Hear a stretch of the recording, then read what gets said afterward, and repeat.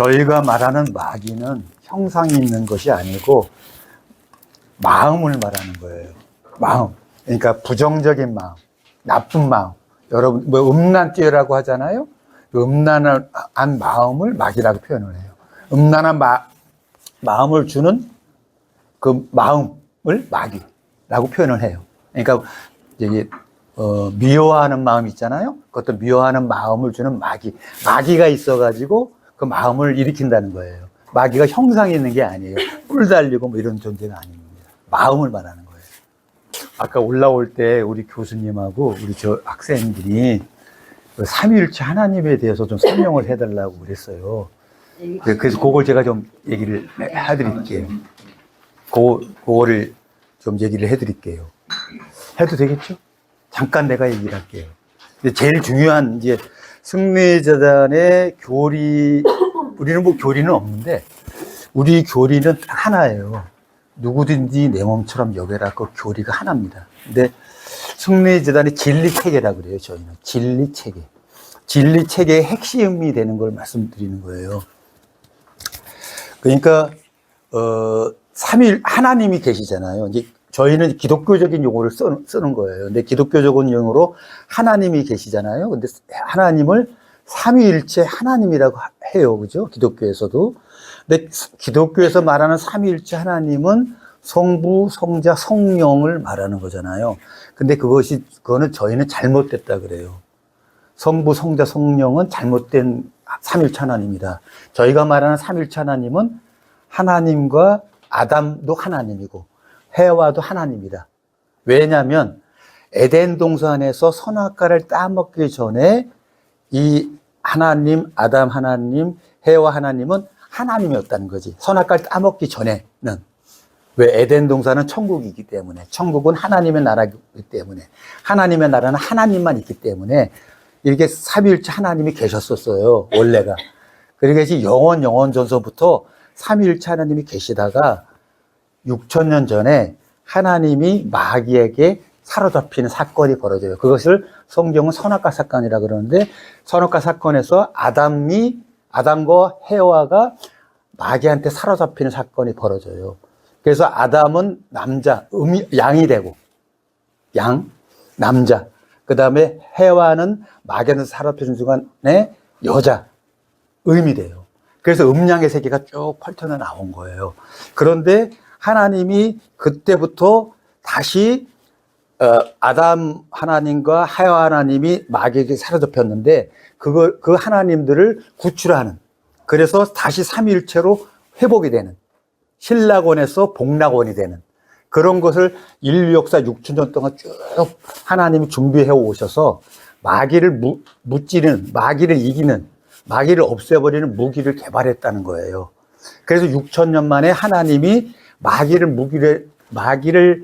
소멸시킬 수 있는, 박멸할 수 있는 무기를 개발하는데 그것이 바로 이슬성신이라는 거예요. 이슬성신을 개발해서 그것이 이슬성신을 개발한 다음에 박태선 장로님을 통해서 이 이슬성신이 역사가 시작됐어요. 그러니까 박태선 장로님이 잃어버렸던 아담과 해와를 찾기 위해서 오신 하나님이에요. 그래서 해와 하나님을 먼저 찾아서 홍업비 권사라는 사람을 통해서 그 홍업비라는 분을 통해서 해와 하나님을 찾았고 그 다음에 아담 하나님은 우리 조희성님을 통해서 찾았어요. 그래서 다시 삼위일체로 이루어졌어요. 맨 처음에 6,000년 전에 마귀한테 진 아담과 해와가 마귀한테 포로가 됐는데 그 마귀에게 포로가 된 아담, 해와 하나님을 다시 회복시켜서 아담 하나님과 해와 하나님을 회복시켜서 삼위일체로 완성이 됐다. 그게 바로 우리 조희성 구세주님을 통해서 완성이 된 거예요. 이슬성신이라는 것이 사람에게 완성이 된 거예요. 그래서 이 구원의 역사가 시작되는 거예요. 구원의 역사가 시작되는데 거기서 조금 더 얘기 드리면은 그때 이제 삼위일체로 회복이 됐을 때 하나님께서 우리 조희성님에게 이렇게 얘기를 했어요. 하나님의 뜻이 이루어졌다. 에덴 동산이 회복됐다. 이제 끝났다. 그러니까 이 세상에는 구원받을 사람이 하나도 없다. 이제 끝내버리자. 그렇게 이제 에덴 동산이 회복됐기 때문에 완전히 인류의 세계를 끝내고 말세가 이루어지는 안식이 이루어지는 그런 단계로 가자고 하나님이 얘기를 했어요. 우리 조희성님한테. 그랬더니 조희성님이 아닙니다. 제가 한번 해보겠습니다. 저에게 한번 기회를 주십시오. 제가 한번 인류를 살려보겠습니다. 해가지고 시작된 역사가 인류 구원의 역사고 우리 승리재단의 역사가 시작된 거예요. 그래서 승리재단의 역사가 그래서 출발해서 인류 구원의 역사가 됐는데 만약에 우리 조희성님이 그때 끝냈으면 이것이 없는 거죠. 왜냐하면 삼위일체 하나님의 신으로 완성이 됐다는 것은 하나님이 됐다는 거잖아요. 하나님은 영생의 존재가 됐다는 거예요. 영생의 존재가 됐음에도 불구하고 그거를 당신들만 삼위일체 하나님은 완성된 거로 끝내는 것이 아니라 나머지 인류들도 한번 삼위일체 하나님으로 만들어 보겠다. 다시 구원을 시키겠다라는 역사가 시작된 거예요. 그러니까 엄청난 희생을 하신 거지. 그래서 희생을 하시다가 지금 이제 저희는 이제 돌아가신 걸 갖다 보강이라 그래요. 보강. 돌아가셨어요. 인간의 목적을 볼 때. 그러나 그 인간을 눈으로 볼 때는 돌아가신 거지만 저희들이 여러분들이 생각할 때 이 승리자는 사람들이 왜 오늘도 여기 설교 말씀에 죽으면은 구세주가 아니야. 예수가 이런 말씀 하셨잖아요. 근데 당신도 여러분들 눈으로 볼 때는 돌아가셨잖아요. 그죠? 근데 저희들도 맨 처음에는 그렇게 생각했어요. 돌아가셨을 때. 야, 이거 완전 속았다. 완전 속았다. 완전히 내가 젊음을 바쳐가지고 다 했는데 속았다. 그랬는데, 우리 조희성님이 살아계신 모습을 보여주는 거예요. 살아계신 모습을. 당신이 살아있다는 것을, 그래서 다 간증들이 있어요. 살아있다. 그래서 돌아가신 게 아니고 살아계시네? 해가지고 다시 저희들도 힘을 내가지고, 야, 영생의 역사가 맞구나 해서 이게 시작된 거거든요.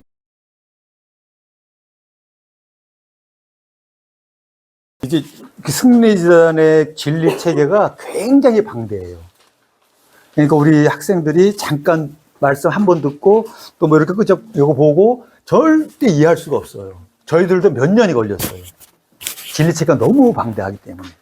왜냐하면 지금까지 나왔던 종교와 학문들을 부정하거든, 저희가. 그 여러분들이 충격이 커요. 그걸 다 부정하고 나서 새로 쌓는 거기 때문에 굉장히 오래 걸려요. 그래서 이해하기가 어려운데 하나님이 맨 처음에 삼위일체 하나님이었는데 마귀한테 사로잡혀서 삼위일체 하나님이 깨졌다 그러잖아요. 그걸 다시 회복하기 위해서 하나님이 계획을 세워가지고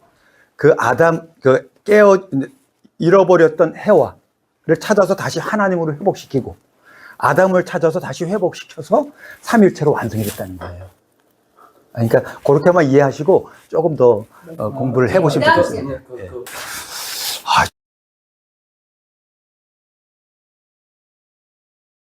진짜 어려운 질문이에요. 답변하기도 상당히 난해한, 어렵고 이해하시기 어려운 질문이에요. 그러니까 예수님 같으면 반드시 인류의 죄를 대속하기 위해서 와서 반드시 돌아가셔야, 십자가에 매달려서 돌아가셔야만 되는 거잖아요.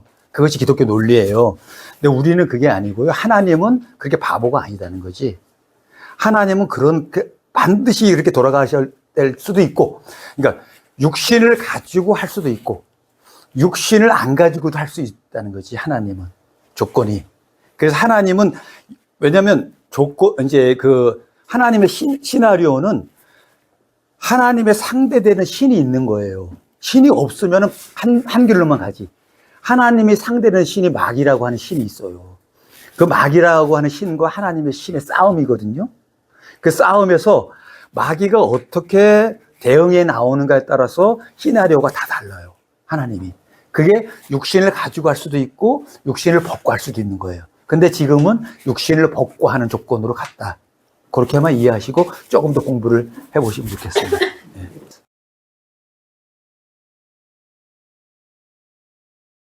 여러분들 지금 젊은 세대니까 공산주의 이념이 얼마나 강했는지 잘 실감 못 하시잖아요. 저희가 이제 대학 다니고 그럴 때는 거의 운동권에서 이렇게 북한하고도 많이 연결돼가지고 그렇게 얘기가 많았었어요. 공산 사상이 굉장히 강했어요. 그런데 이 공산 사상이라는 것은 아시다시피 사람의 생명을 경시하잖아요. 생명 존중이 없어요. 그러니까 가장 강한 마귀형이라는 거지. 그래서 공산주의 이념이 계속 발달해서 공산국가가 많아지면 3차 세계대전이 일어날 가능성이 높아지는 거죠, 점점점. 근데 3차 세계대전의 가능성이 높아졌었거든요. 그때 우리 구세주님이 영적으로 그 마귀, 공산주의를 주장하는 마귀의 영, 그 말하자면 쉽게 말하면 집단 무의식이라고 볼 수 있는 거예요. 우리 현대 심리학적으로 집단 무의식을 깨부신 거예요. 그러니까 공산주의 영이 죽은 거예요. 없어진 거예요. 그래서 그렇게 한 거고, 그 다음에 그게 왜 중요하냐면 그런 측면이 있고, 또 당신이 아무리 구세주라고 얘기하지만 능력을 보여주지 않으면 믿지를 않잖아요. 의심하잖아요. 내가 구세주야, 제가 구세주라고 얘기하면 여러분 믿겠어요? 능력을 보여줘야 되잖아요. 그 능력을 보여주신 거예요. 내가 공산주의를 없애버리겠다. 너희들 의심하지 마. 내가 없애버리면. 그래서 말씀을 하시고 몇 년 뒤에 공산주의가 없어진 거예요. 그렇기 때문에 사람들이 정말 전체 없어졌네? 없앨 수 있구나 라면서 구세주라고 인정하기 시작했던 거예요. 10년이 지나서.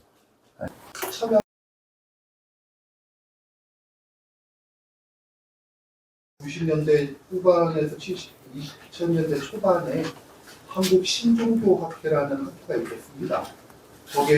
거기에서 저기 최준영 박사, 또 김항재 교수, 이런 분들 주로 활동하시던 그 시절에 같이 최준영 교수하고 더불어서 한국 신종교 역사 연구소라는 것을 운영을 했었어요.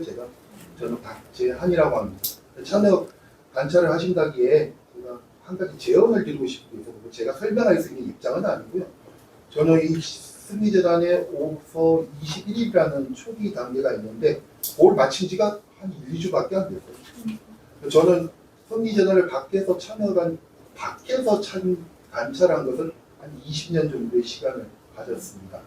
처음에 1999년도에 저기 끝에 앉아 계시는, 이쪽에 앉아 계십니다.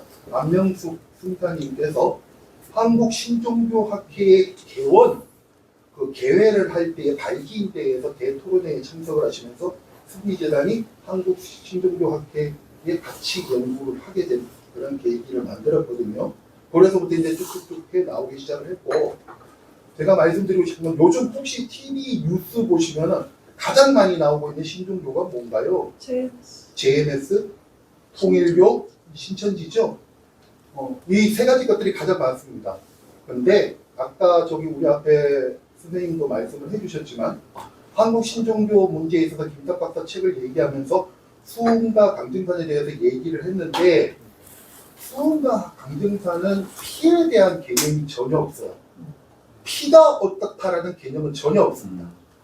그런데 1920년도에 성주교라는 곳에서 김성도 여사라는 사람이 계시를 받음으로 말미암아 피의 원리라는 개념이 등장하기 시작을 합니다. 그래서 이제 이 역사가 쭉 이어져 내려오는데, 다만 지금까지의 그런 모든 역사들이 성경을 중심 삼고 이루어졌다 보니까 관찰하시고 연구하시는 분들이 대개가 주류 기독교회의 개신교 학자들이었어요. 그러다 보니까 모든 해석이 주류 개신교의 기독교 학자들 입장에서 연구를 해오다 보니 그 피해 개념에 대한 이해가 안 되는 거죠. 오늘도 말씀 중에 피해에 대한 얘기를 은근슬쩍 굉장히 많이 하셨습니다. 말씀에 예배 드리시면서 느끼셨을 거예요. 이 폐에 대한 개념이 없으면 승리재단의 영생의 개념도 이해할 수 없고 선악의 개념도 이해할 수 없고 하나님에 대한 것도 이해를 할 수가 없습니다. 근데 이 피의 원리는 독특한 이 한국 신종교, 특히 1920년도에 나타난 김성도 여사, 1930년대에 허호빛 복중교, 1940년대에 30년대에 또 남자분들 중에서는 한국주 이용도, 이런 분들, 그리고 또 40년대 50년대에는 김백문이라는 이스라엘 수도원을 인도하셨던 기독교 근본 원리, 그것도 피의 원리. 그래서 그 세 분이 가장 영향을 많이 받은, 세상적으로 봤을 때입니다. 이건 신앙적인 개념이 아닙니다. 세상적인 개념에서 문성명, 박태선, 나온목이라는 컬출한 메가처치 운동가들이 나타나요. 100만 이상을 모은 최초의 사람들, 우리나라에서. 이 세 명들이 다 피해 원리를 얘기해요. 다만 나온목은 후에 주류 기독교에 편입이 되고 주류 기독교에 들어가기 때문에 피해 원리를 자처버렸고 우리 승리전환 교리에 있어서 굉장히 중요한 위치를 사용하시는 박태선 천부교 박태선 영문인과 문선명은 이 피해 원리에 대해서 계속적으로 주장을 하게 됩니다. 그런데 아주 상반된 개념이 있어요. 문선명 씨는 피해 원리를 간단하게 말씀드리면 좀 끝내야 되겠습니다. 시간이 없어서. 선악과 사건을 통일교회하고 JMS는 같은 부류거든요. 정명석 자체가 1978년도에 통일교회 순봉 강사를 하다가 JMS를 창설했기 때문에 똑같은 개념이 뭐죠? 이 사람들은 뭐라고 얘기를 합니까? 선악과라는 것을 하와와 사탄의 육체적 성적 관계라고 얘기합니다. 그래서 오염된 피가 사탄의 오염된 피가 하와에게 들어와서 그랬는데 이것이 다시 아담에게 건너가게 되고 아담에게 건너가서 그러다 보니까 가인을 낳는데 이 가인이 사실은 뱀의 씨앗이다. 이렇게 얘기하는 게 통일교회의 전통이에요. 그래서 이 피를 이 안에 있는 피를 돌려내는 것, 복제해내는 것이 이 사람들의 주된 주장이고요. 이쪽에서 얘기하는 박태선 장로님을 중심으로 한 승리재단을 중심으로 한 이 말씀들은 피해 원리를 어떻게 얘기하느냐 하면은 그런 개념이 아니라 모든 것이 이 피 안에 생명도 있고 모든 것이 있고 하나님의 영도 있고 있었는데 사단의 영이 하나님의 영에게 침투함을 보면 사단이 하나님이 패배를 했고 이 사단의 영이 인간의 피로서 변해버려서 남녀가 분리되게 되었다. 원래 일체의 몸이었다. 이 육체가 없었다. 라는 게 이쪽의 개념이에요. 피해 원리 자체는. 이게 너무 긴 내용이라 다 할 수는 없고 부탁드리고 싶은 것은 지금까지 논문들이나 이런 것들을 보면 아까 처음에 언급했던 것처럼 기독교적 입장에서 아까 얘기한 최중현 교수 책 보셨다고 하셨죠? 여러분들 선배님이십니다. 학부 선배님이신데 1946년생이신데 얼마 전에 작고하셨어요. 그분께서 벽암 유럽 저분이나 이런 것들을 얘기할 때에 그분도 사실은 통일교인이에요. 통일교인이다 보니까 그 피해 개념에 있어서의 조금 이쪽 편 피해 개념하고는 조금 다른 관념을 가질 수밖에 없는 부분들이 있었어요. 여러분들에게 제가 제언드리고 싶은 것은 객관적 입장에서 주류 기독교적인 입장에서는 항상 이 양대 산맥들을 다루어왔다 보니까 얘기들이 편견이 많습니다. 논문들 보시면 느끼실 겁니다. 신천지도 마찬가지입니다. 신천지도 박태선 장로님의 영향을 받은 집단입니다. 우리나라는 양대 종교들이 다 이 통일교회와 신천지나 박태선 장로님과 문선명을 영향을 받지 않은 게 없어요. 그러다 보니까 피해 원리에 있어서 양쪽으로 확 갈라지는 개념이 생기는 겁니다.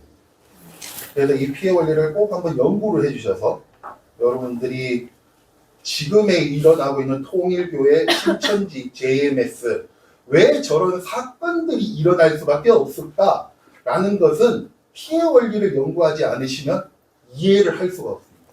그래서 그거 한번 연구를 해주셨으면 고맙겠다라는 말씀으로 말씀 한번 드렸습니다. 감사합니다.